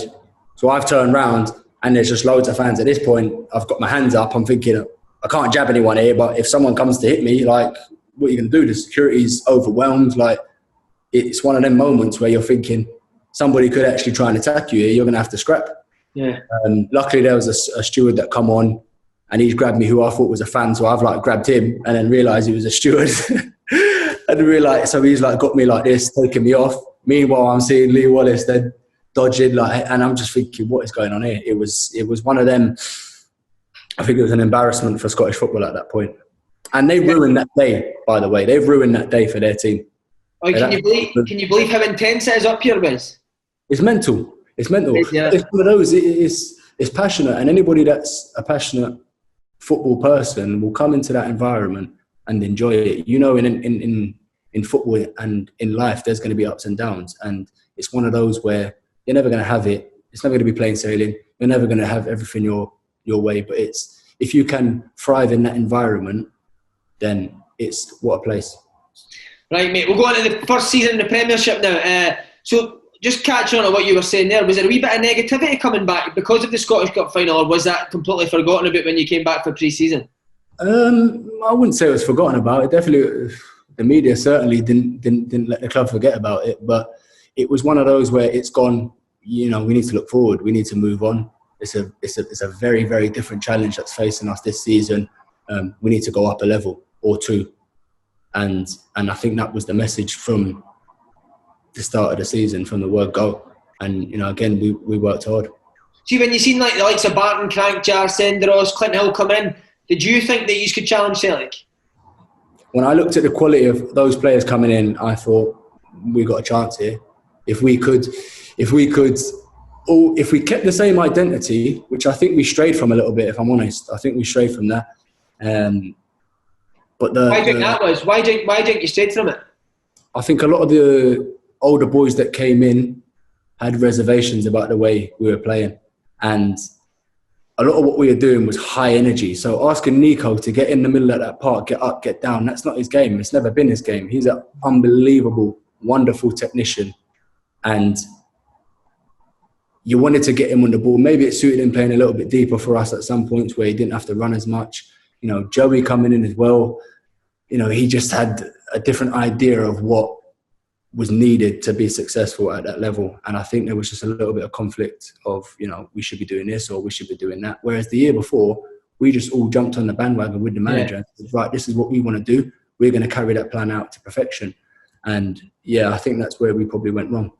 How was Joey Barton? we played against you. I told the story. He was funny on the pitch, man. Was he a funny guy? And obviously intense. You know what? He was weird. He was weird because, and the reason I say weird is because you'd sit down with him at lunch and you'd have a chat. He's just a normal guy. Just a normal guy, normal chat, conversation, have a laugh, have a joke or whatever. And from nowhere, he could just talk to you like you're a piece of shit. From nowhere. And I'm one of them people where, and I never had these sort of disagreements with him or anything like that. We were fine. But he'd done it to a few boys. And I just felt that's not the way you talk to people. And I know, you say, oh, you're soft, it's football, but there's a certain level of respect. And the manager instilled that in us. He said, between the boys, there's a certain level of respect. There's lines that you don't cross. And I think his way of going about things was a little bit different to what we were used to in that group and what the manager was trying to put across to the group. So he had a difficult, the games he played, he started, and he had a difficult period even on the pitch. There was one game we played Dundee away, and he went absolutely mental at Lee Wallace for not challenging for a header. So we're coming in at half time, and and by the way, Lee Wallace is the captain of the football club. Yeah. And absolutely going through Lee Wallace, and Lee's basically saying to him, have some respect. Like, I understand your point, and maybe you're right, but have some respect. And I come in thinking, Joey, it was your man that just scored from that corner. It was his man that scored from the corner. And I was thinking he's coming in effing and blinding. I'm thinking, you're going to go and defend this corner properly or what? Before you start digging other boys out. Fair enough. Listen, respect to him. Top player, had a good career. But he weren't great for us. Would nobody ever say, like, well, Joey, it's your man? Would there be no one in there that was capable of standing up? It was in the meeting afterwards when we were going through it. We were like, it was highlighted that it was his man. At that point, I don't think many people knew it was his man. Right. But, it's one of those. He kind of came in and changed the dynamics of the group a bit, and it threw everything out of sync. And that's not because, he's not a top player, because he is a top. You'd see it in training. Very, very good player. The way he just wanted to operate and the way that maybe he got motivated was different to what you were used to. The dynamics in the group were, and it just didn't fit well. It just wasn't a good fit. All right, mate. Talking of characters, Josh Windass, dearie me, man, what a boy. Strange guy. he's just miles off it, isn't he? The way he's got no sense. Well, who would you hang about with? Who would you go out with in that? Clint Hill was saying Joey Gardner tonight out. Who would Joey, you have? Oh, mate, Joey. Wow. Have you heard the story, by the way, about him on the Christmas night out? No, come on, give us it. So, Christmas night out, we're in Manchester. We're going through the hotel. He loved the drink, Joey, loved the drink. What a young man. So we're going through the hotel reception. And at this point, the manager said, I don't want any stories coming out. No stories. Keep your head down. Enjoy yourselves. Do what you got to do. Come back ready. So obviously, Joey's coming to the hotel reception. He's steaming. There's a massive, massive Christmas tree in the lobby. He sprinted the full length of the lobby, and he's 2-footed this Christmas tree, and the Christmas trees fell down in the hotel. Knew what was coming, man, as soon as you said mate. And he's 2-footed this tree, man. And I was just thinking, and somehow, I don't know how, I think it ended up on social media somehow. I don't know how it did. But yeah, he was just one of those characters that he was. Oh, you need boys like that, mate. I love that. You need boys like that. Of course, you do. Hey, mate, I need to ask you, first game going to play Celtic at Celtic Park, first derby of the season, was confident going into that game? Obviously, Celtic had Brendan Rodgers at the time. They had a good team, didn't they? No, they did. He had them playing some unbelievable football. They'd signed some good. Moussa Dembele had signed at this point, was it? And Scott Sinclair. They had some very, very good players. They were playing a different way. They were a different team to what they were. In the semi-final. And I think there was a lot of expectation because we'd beaten them in the semi-final. There was that expectation of, we can match these. But realistically, they'd gone up another level. If you're being honest, they'd gone up another level. They changed the way they're playing. They were a much better team than what they were when we faced them in the semi-final. See, even when you played a team like that, well, Brendan Rodgers' team, would the focus of Mark Warburton's training still be on Rangers and know about wee bits of trying to stop Celtic? We focused on, obviously, some of their main threats. So, obviously, Dembele at that point, Scott Sinclair at that point, we would do work on them. So we would work on more on how we had the ball, when we had the ball, what we were going to do with it. And, you know, if we lost the ball, what's our first reaction going to be? But in terms of, you know, just looking at hours of video footage on them and what they're going to do, we didn't do that. No. Clinton Hill said that the dressing room after it was quite wild, but I'm not going to ask you about that. But was that a turning point for Mark Warburton after that game? I think so. It was, you know, a poor result. You know, I think there'd been a little bit of, you know, press outside of that game, just cranking the heat up, cranking the pressure up on him. But I think at that point there needed to be a little bit of, you know, to put your clever hat on and just say, well, listen, look where the club's been, look where we are at the moment. If you looked at the investment that he'd made, or the investment that he'd been given to invest into the squad, it was nowhere near what the club has now to invest in players. We were still a big distance away from being able to challenge properly. But I think the game the previous season had kind of put an over-expectation on us to be closer than where we actually were. Yeah. And then after a defeat like that, obviously you'd only known good times other than the final, but in the league I'm saying you were flying, so everything would have been great.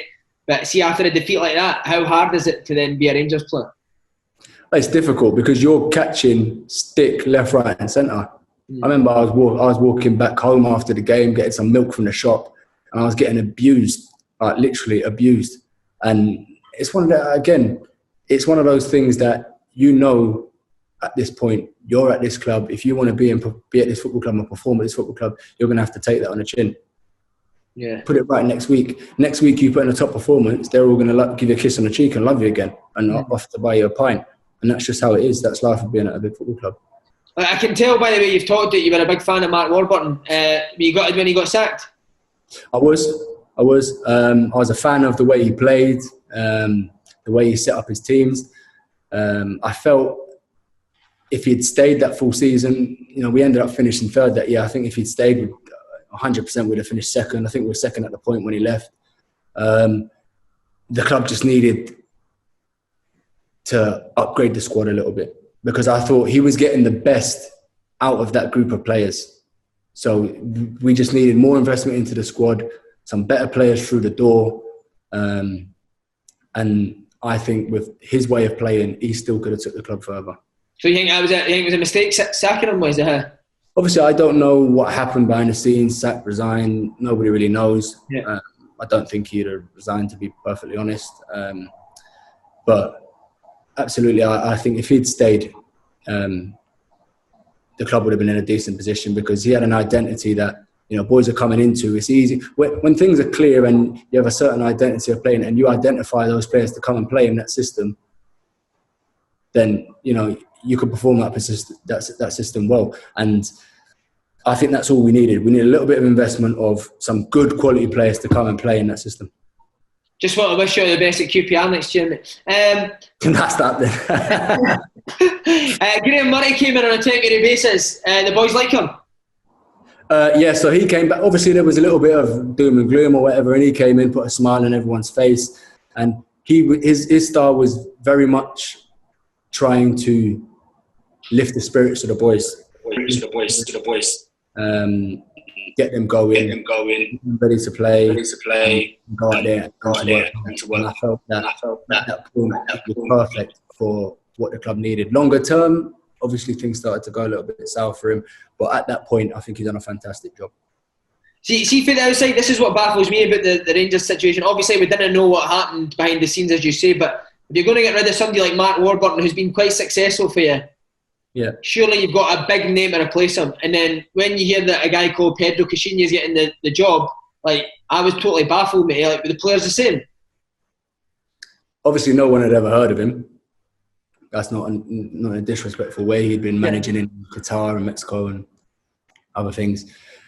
So he's come in, done a presentation, showed the boys, and he kind of had a little bit of Paolo about him in the sense that he was very clear and concise on how he wanted to play and the demands that he wanted to put on you. He had this thing called the pattern, right?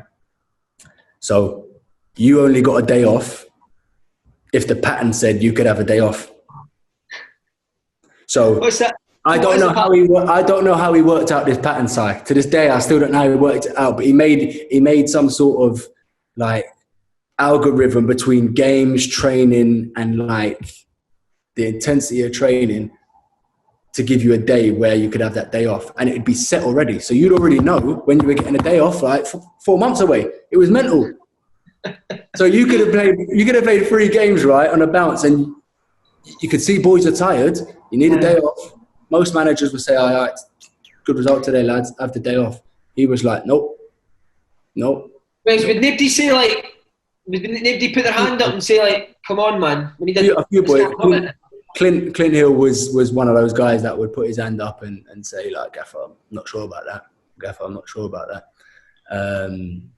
Obviously, you've heard the story of Garns trying to get on a stag do, and it was just the pattern. Nope. The pattern. It's not me, it's the pattern. That's what he'd say. It's not me, it's the pattern. The pattern, like the pattern doesn't. If the pattern dictates you can go, you can go. If not, you can't go. Did nobody ever say, "Can I speak to the pattern?" Then should have done that. How was he with goalies, Wes? Was he ruthless on you? Wait, I didn't know he was a goalie himself. Was he? Yeah, I didn't know that. Did he ever put the gloves on? Nah, never. Never. So I'm going to tell you, right? So he brought in his own goalkeeper coach. I need a bit of water for this one. So he brought in his own goalkeeper coach, Jose Bellman. And before I start hammering him, I'm just going to say, what a lovely guy. Right. What a nice guy. Like, genuinely, one of them happy-go-lucky, unbelievable characters, right? But I've never seen a goalie coach not own a pair of gloves. What? He didn't own a pair of gloves, mate. He didn't own a pair of gloves. He never wore a pair of gloves, ever. And would you never say, I'm like, where's your gloves? Nah. I just didn't say anything. I just always thought it like he's just not got a pair of gloves, mate. Sometimes obviously when the weather got cold, he'd have the woolly gloves on, mate. But he'd never own a pair of goalie gloves. So anyway, he obviously worked with the goalies and stuff. It was different to what the goalies have been used to. And I actually sat down with the manager and I said, "This ain't working. Like he's miles off it." Like he's miles off it, genuinely, because it wasn't even. I just felt he wasn't the right fit for. Because I'm getting stick on a week. Like, I need somebody that's making you better. Yeah, I need somebody that's on me 24, gonna push me. And he wasn't really doing that. Like, and I just felt it wasn't the right fit. And he kind of just brushed it off and said, "No, he's the goalie coach. That's it." And to be fair to him, right? Sorry. To be fair to him, right, he didn't own a pair of gloves, and somebody got injured. I can't remember, one of the goalies got injured, right? So we needed a goalie to go in goal. He's gone out. So he's gone in goal, mate. He's took off he's put on someone's gloves, and it was unbelievable, mate. Was he playing it? I was thinking he could play on the weekend, mate. What was his sessions rubbish, Wes? They were just anyone that's played in England, they'll tell you, like, when they have a foreign goalkeeper coach come in, they're a lot different. Their sessions are just completely different. And the one thing I liked about him is he always backed the goalies up. So if we were doing a session, right, where the goalies were getting absolutely tanked, because sometimes you get a finishing drill where the manager doesn't care about what the goalies are doing, it's about the outfield players, he'd step in and say, no, you're not doing this, not to my goalies, which I respected a lot. But even down, you need to have a pair of gloves, mate. You need to have a pair of gloves. Why do you need to have a pair of gloves, right? And two, when you're doing a warm-up, you can't be throwing a ball in at me, mate. We're doing a warm-up once, and I think he threw the ball the whole session. What, instead of volleying at you, he threw it? He just, from the edge of the box, he was just going, wait, mate, it was before an Old Firm game one day. He had a ball and he was going, way, throwing the balls at me. And I was like, I'm trying to be in serious mode here. And he's just, and it just weren't right, mate. It just weren't right. But I going back to Pedro, I just think his ideas just didn't fit in with what the boys were looking for at the club. Oh, you say like he was someone, Di Canio. Could he crack like Di Canio as well? Yeah, he could. Well, in a funny way where you want to laugh. He had this weird face, right? So he'd like all the time. He had the weird eyes and the smile. So he'd be walking around just like he'd walk around like that. Good morning, like that sort of thing. But when he went mad, like it was the complete opposite, and you just see it straight away, right? Michael O'Halloran used to get under his skin, kind of like what Mehdi used to do to Paolo. Right. Mikey O'Halloran was Paolo's Mehdi. What would Michael O'Halloran do? He didn't really do anything. This is the thing. Right, he just didn't like Mikey, right? For whatever reason, Mikey's character, he's laid back. He just didn't like him. Just didn't like him, right? So it was clear that their relationship was not great, like whatever. And Mikey would just like, so Gaffer would say to Mikey, move to the left. He'd move to the right. Like just stupid little things like that. And he just wind him up, mate, to the point where he just lost it with him and just said, get inside. Just on the training ground, he just lost it with him, huh? Yeah. Michael, I've met him. He's a lovely boy, but he is thick as shit, isn't he? Oh, mate, he doesn't. I don't think he knew how much he was getting under his skin, but I could just see it from a mile off. And he'd just walk around like didn't even know what was happening. Right, mate. So Pedro gets sacked, and then Murty takes over again. And he's come back from Florida. He's absolutely flying, man. What was he doing over in Florida? So it was a good training camp. We had a tournament. Obviously, we played against, off the top of my head, Corinthians, a couple of other clubs that were good level clubs. It was just nice. Even the downtime, we went to, I think the owner of one of the football clubs there went to the villa, had like a barbecue out on the beach and stuff. So the downtime we all spent together. It wasn't going off on different groups, and we spent the downtime together, enjoyed that time. When we train hard. And just obviously played the games, done well in the games, and came back and just kind of took it on from there. As I say, you were flying, but then that 3-2 to defeat 10-man Celtic just seemed to kill you for the rest of the season, didn't it? It did. It was that just kind of just sucked the momentum out of us, and it was at that point it was one of those games where it had an effect. A lot of times you say, oh well, straight back on the horse, but it had an effect, and I think anyone would be honest and say that. See, but that way, it's like that team showed at times that they could compete with Celtic, because obviously it was 2-2, Celtic had put down to 10-man, and it just always seems like Celtic have got that wee bit more. Why do you think that was? Was it better players at the end of the day? You've got to be honest and say they had better players. You look at the team was better, and that was just the reality. The boys gave everything in those games and tried their best, but when you look at the quality of their squad, the level of player they had compared to the level of player we had, you've got to be honest and say they were miles ahead still. Right, mate. And then you hear the appointment of Steven Gerrard. You must have been absolutely buzzing when you heard Gerrard was getting the job. I think a lot of the boys were buzzing. It's one of them, absolute legend in football, and you're thinking, why he's going to be your manager. I think loads of boys were just excited for him to come in and to get working. Did you speak to him, Wes, before he came in? Did he phone you on it? Yeah, so I was actually, when he got the job, I was in Dubai, and he was actually in Dubai staying in the same hotel as me. Funnily enough, it's how it works out. So me and Josh were there, so we grabbed a 15-minute chat with each of us. Just said, obviously, new manager at the club, this is what I'm looking to do. Is there anything you need? Blah, blah, blah, blah. And that was it, just a sort of introduction chat. Did he tell you you'd play Wes? No, so when I met him, he said to me, the club are 95% down the road with the deal for McGregor, and they've asked, if I want to pull the plug or if I want to go ahead with it. I said, and he said to me, if they think it will improve the club, then to go ahead and sign him. So they obviously sanctioned that deal. And he said to me, listen, like, whoever deserves to play will play. And were you bothered by them signing McGregor? Did you fancy yourself? At that point, I just felt as if, you know, every time you go up a level, you're going to have to bring your standards up. That's just how it is. And I knew by bringing him in as manager and some of the players we were linked with, we were going up another level. And the onus was then on me to raise my game and say, well, you know what? It doesn't matter who you bring in. I'm going to show you I should be playing. And that's what was he like? Sorry, mate, on you go. No, I said that was the attitude I came into that season with. Right. What was he like the first training sessions? Is he quite down to earth? Yeah, he was fine. I mean, straight from the beginning, you could see he demanded a high standards. Probably comes from him being such a top player where he probably had those standards as a player.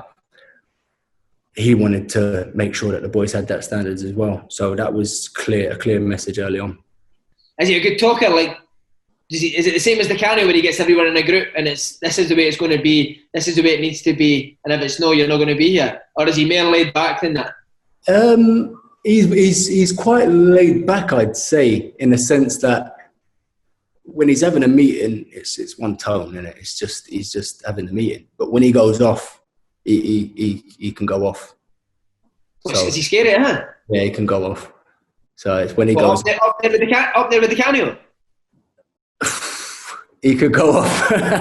He can go off. He can go off. Let's just say his tongue's sharp. Did he join in training? Now and again, he'd have a little go. Yeah, still he could see. Still decent. Yeah. Still a good player. Still ping. Still got a ping on him. Clanked a few, but still obviously you can see that with that. Because see when McGregor came in, like I said, my mates, I was saying there's no way Wes will stay and no play. You'll not sit on the bench. So why did you do that? I always wanted to know. I've always kind of wanted to speak on this one, right? And I've got to be careful what I say, like in terms of stitching anybody up here. But when McGregor came in, it was always the club's intention to sell me that summer. So I was never told this, by the way. I was never told that I was being sold or whatever. But that was what happened. I got a call from my agent and they said they want to sell you at this point. And that's it. And I was like, okay. So I found it strange. I had a meeting with the manager. Basically, he kind of just said to me, I won't say go into details, but he just said to me, you're not my type of person. Which I was like, okay. I found quite strange. He was like, it was strange. That's all I could say on it. I found this situation. Why you want this type of person? No, he didn't go into any real great depth on it, really. He kind of questioned my, not commitment, but my willingness to be there and fight for a position, which I don't think I showed anything to suggest that, you know, I'm not happy to fight for my place. Like I've fought for my place my whole career. It's not something that's new to me. But anyway, decision was made. I was packed out. Like I weren't even training at this point, like with the main team. Oh, well, you don't know. Never knew that. I couldn't believe it. I was training with the goalies still, but whenever we went into the main session, I had to stay over. I couldn't believe it. I honestly, I just couldn't believe what was happening. But, you know, it is what it is. Sometimes the manager takes a liking to you. Sometimes the manager doesn't take a liking to you. And so I thought I was away that summer. So I've spoke to my agent again. He said the club want X amount for you. We're struggling to get X amount for you. Like no one's biting at that amount. I can get someone on, you know, I've got a club for you to go on loan with a view to a permanent at that figure, but they're not willing to pay that figure today, sort of thing. So I said, okay, let's go speak to the club. Spoke to the club. Club basically said, no, we want that figure. You're not going on loan. That's what we want. And in all honesty, I was priced out a move at that point. Because literally those 4 weeks, I'd been getting, there was stuff leaked in the press. It never came from me or my agent to say, you know, Wes wants out, or Wes isn't happy, or, you know, Wes is now third choice or bombed or whatever. And none of that, you know, all this stuff was coming out. And I was in a real awkward position where the club wanted to sell me, but I hadn't been marketed very well at that point, you know. So it was, and they wasn't prepared to drop that price. But as time went on, your price drops. That's just how it is naturally. And you know, they tried to drop it slightly or whatever, but it was never a realistic figure for me to get out at that point. See, when all this was going on, how was McGregor winning? Ledge, mate. What a guy, mate. Ledge guy to train with. He's a top goalkeeper, but it just trains really hard. He's just, you know, he works really hard, but away from the football side of things, he's laid back. You know, you see him on the pitch and he's irate, isn't he? But off the pitch, he's laid back. I mean, he's just, what do you have a good laugh? Do you have a good laugh, McGregor? Oh, mate, funny, mate. Honestly, funny. What, just like one-liners and that? Just he has this thing where he shouts, mate. Like, so he'd be talking normally, and from nowhere he'd be shouting and not realise he's shouting. Like, he's just got an angry switch in him. Right. But just a top guy. Brilliant. Just on leaving Rangers, mate. Obviously, because of the situation, you've not really had a chance to say goodbye to Rangers fans. Is that a bit of a sore one for you? Because I think in general they think you've done well for them. Yeah, it is. It's disappointing. I mean, I'm not sentimental in the sense that, you know, this is the be-all and end-all. It's not. It's, you know, it's a journey of my career. And to be fair, it's been the best moment of my career to date. You know, I've spent 5 great years here. The fans have always been, you know, great and fair with me.